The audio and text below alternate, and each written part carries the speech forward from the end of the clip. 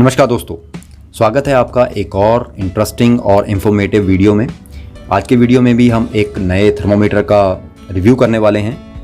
पिछले 4 थर्मोमीटर्स के वीडियो जो हमने बनाए हैं उनमें अलग अलग टाइप के हमने थर्मोमीटर जो हैं वो रिव्यू किए हैं। ये 5वीं तरह का थर्मोमीटर है, लेकिन ये उन सबसे अलग है। आपको शेप से ही पता चल रहा होगा कि ये बिल्कुल डिफरेंट है। कुछ देखने में ग्लास थर्मोमीटर की तरह लग रहा है, लेकिन इसमें कुछ स्केल भी आपको 2 लगे हुए नज़र आ रहे हैं। तो अगर हम इसके ऊपर वाले इस पोर्शन को इग्नोर कर दें तो आपको जो नीचे वाला ये वाला पोर्शन जो नज़र आ रहा है ये एग्जैक्टली पूरा ग्लास थर्मोमीटर का ही है। मींस ये पोर्शन ग्लास थर्मोमीटर ही है, और जो ये ऊपर का हिस्सा है ये एक्चुअल में स्पेसिफिक ग्रेविटी मेजर करने का स्केल है। तो ये एक्चुअल में एक हाइड्रोमीटर है जो कि आप फ्रेश वाटर में भी यूज़ कर सकते हैं और अपने ब्रैकिश वाटर या मैरीन वाटर में भी यूज़ कर सकते हैं। आपको मैं पहले क्लियर कर दूं कि बेसिकली ये थर्मोमीटर जो है वो आम तौर पर यूज़ नहीं किया जाता। जो नॉर्मल एक्वेरिस्ट्स हैं जिन्होंने घर में अपने एक्वेरियम रखा हुआ है वो इस थर्मोमीटर को यूज़ नहीं करते हैं, और ना ही ये आपको ईज़िली अवेलेबल होगा अपने लोकल फ़िश डीलर के पास। ये मुझे भी बहुत ढूंढने के बाद ऑनलाइन अवेलेबल हुआ था, और इसकी आमतौर पर आपको ज़रूरत पड़ेगी भी नहीं। मैंने ये इसलिए मंगवाया था क्योंकि मुझे मौरी ईल रखने के लिए प्रॉपरली उनका पानी तैयार करना था, उनके लिए ब्रैकिश वाटर का एनवायरनमेंट बनाना था। तो ब्रैकिश वाटर को बनाने के लिए उसमें साल्ट की एक लिमिटेड मात्रा होती है। आई थिंक शायद 1.025 स्पेसिफिक ग्रेविटी होती है इसकी।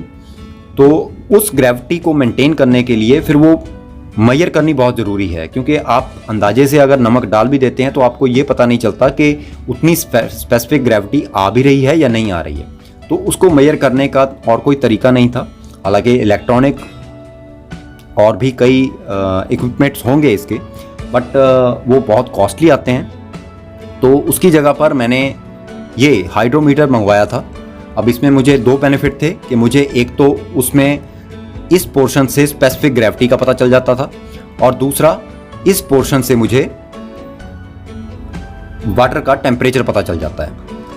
तो ये है इसकी बनावट, आप देख सकते हैं। नीचे ये पूरे का पूरा कांच का बना हुआ है, और ये वही कांच है जो कि हमारे नॉर्मल एक्वेरियम ग्लास थर्मोमीटर में यूज़ किया जाता है, यानी कि बोरोसिल का कांच।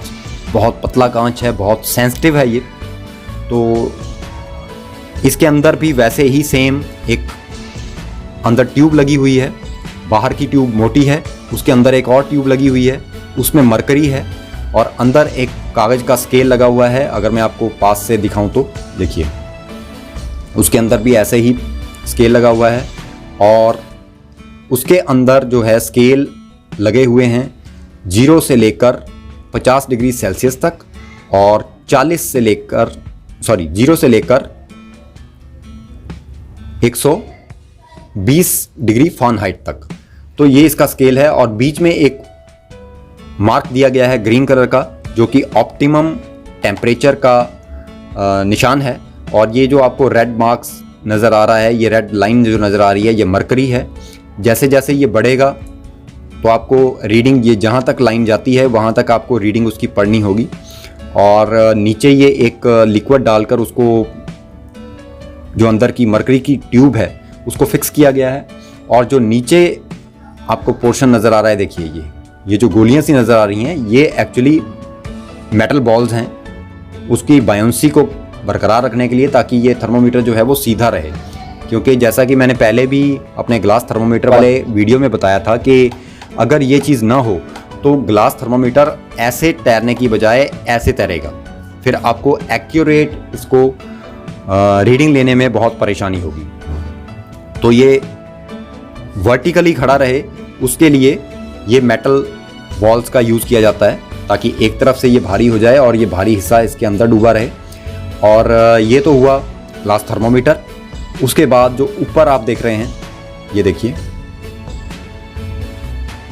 ये एक स्केल लगा हुआ है। देखिए ये 1.060 यहाँ से स्टार्ट है और ऊपर तक गया है ये 1.000 तक। तो ये स्पेसिफिक ग्रेविटी है, यानी कि पानी में कितना नमक है ये उसकी मात्रा को बताता है। और यहाँ पर एक ग्रीन मार्क दिया गया है जो कि ऑप्टिमम स्पेसिफिक ग्रेविटी है, तो ये उसको दर्शाता है। तो इसको इंस्टॉल करने का तरीका सिंपल सा है कि पानी में आप इसको डाल दीजिए। ये पानी में जैसे ही डूबेगा तो यहाँ पर आपको ये लाल रंग की जो लाइन है, जो मरकरी है, वो आपको टेम्परेचर बताएगा। और जितना पार्ट ये डूबेगा पानी में, जहाँ तक डूबेगा वो रीडिंग आपको कैप्चर करनी है और उतनी उसकी स्पेसिफिक ग्रेविटी होगी पानी की, उसमें उतना नमक होगा। तो ये एक इसका फंक्शन है कि इसको कैसे यूज़ करते हैं। अब इसके अगर फ़ायदे और नुकसान की बात करें तो फ़ायदे में सबसे पहले तो यही बताऊंगा कि इसमें आपको एक की बजाय दो थर्मोमीटर मिल रहे हैं। पहले से आप अपने एक्वेरियम के टेम्परेचर को नाप सकते हैं, दूसरे से आप उसमें कितना साल्ट है उसकी स्पेसिफिक ग्रेविटी को मेजर कर सकते हैं। एक्यूरेसी डिपेंड करती है मैन्युफैक्चरिंग पे कि कितनी एक्यूरेसी आती है इसकी। दूसरी चीज़, अगर इसकी डीमेरिट्स की बात करें तो सबसे पहली चीज़ कि कॉस्टली बहुत है, कम से कम शायद मुझे ये 350 रुपये का पीस पड़ा था ये। दूसरा, ये बहुत जल्दी टूट सकता है, सेंसिटिव बहुत है क्योंकि इसका कांच बहुत पतला है, बोरोसिल का कांच है। और जो सबसे बड़ी बात कि इसके साथ कोई भी सक्शन नहीं आता। अगर आप इसको पानी में डाल के रखते हैं और रेगुलरली डाल के रखते हैं, तो मैंने अपने ईल वाले टैंक में इसको, मोरे ईल के टैंक में डाला था, तो मैं उसको लेफ़्ट साइड में डालता था तो वो राइट साइड में पहुंच जाता था, और जब राइट साइड में डालता था तो पानी के फ्लो के साथ वो लेफ़्ट में पड़ा हुआ मिलता था। तो उस केस में ये एक जगह पे स्टेबल नहीं रहता है, और अगर फोर्स ज़्यादा हुई या आपकी पेट्स ने कुछ ज़्यादा ही धमा चौकड़ी मचा दी आपके टैंक में और इसके साथ में थोड़ा सा वो धक्का मुक्की की और ये जाकर किसी हार्ड चीज़ के अंदर हिट हुआ तो ये वहीं पे टूट जाएगा। तो बहुत सेंसिटिव है। तीसरी एक और जो नेगेटिव पॉइंट है वो ये कि अगर आपका सिर्फ फ्रेश वाटर है तो फिर आपको उसमें स्पेसिफिक ग्रेविटी चेक करने की ज़रूरत ही नहीं है, तो आपको ये थर्मोमीटर ख़रीदने की ज़रूरत ही नहीं है क्योंकि ये आपके लिए यूज़लेस है। तो ये वीडियो था हाइड्रोमीटर के बारे में। उम्मीद करता हूँ ये वीडियो आपको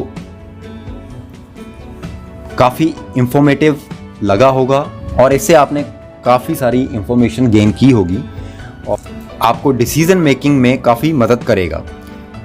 तो मेरी यही कोशिश होती है कि आपके लिए मैं वो चीज़ सामने लेके आऊं जो आपके जेब पे भी फ्रेंडली हो और पेट्स के लिए भी फ्रेंडली हो। ये 5वीं तरह का थर्मोमीटर था और इसके बाद हमारे 5 थर्मोमीटर कंप्लीट हो गए हैं। अब नेक्स्ट वीडियो में मैं आपको उसका प्रैक्टिकल करके दिखाऊंगा, तो वो वीडियो आप ज़रूर देखिएगा। उसमें आपको रिज़ल्ट्स पता लगेंगे कि इन 5 वीडियोज़ के रिज़ल्ट्स क्या हैं और कैसे आप डिसाइड कर सकते हैं कि कौन सा थर्मोमीटर आपके लिए सूटेबल है और कौन सा नहीं, कौन सा आपको एक्यूरेट रिजल्ट दे सकता है और कौन सा नहीं। उम्मीद करता हूँ ये वीडियो आपको बहुत अच्छा लगा होगा। अगर आपको वीडियो पसंद आया है तो लाइक ज़रूर कर दीजिए, क्योंकि आपके एक लाइक से हमें बहुत बूस्ट मिलता है, हमारा मोराल जो है बहुत अप होता है और हमें मोटिवेशन मिलती है नए नए वीडियोस बनाने की। तो कोई पैसा तो देना नहीं है भाई, सीधी सी बात है, एक बस बटन ही दबाना है तो वो दबा दीजिए। उसके साथ में एक लाल रंग का और बटन होगा जिस पे सब्सक्राइब लिखा होगा, तो उसको भी दबाना मत भूलिएगा। अगर आपने पहले से दबा के रखा है तो भाई फिर से मत दबा देना। अगर वो सफ़ेद है तो उसको ठीक है रहने दीजिए, अगर लाल है तो दबा दीजिए। और उसके साथ में एक घंटी भी है तो उस घंटे को भी बजा ही दीजिए, मंदिर का घंटा ही समझ के बजा दो, ताकि आपको आने वाले वीडियोस के नोटिफिकेशन जो है ना वो टाइम पे मिलते रहें। तो अब इजाज़त दीजिए, मिलेंगे नए वीडियो में, तब तक के लिए जय हिंद।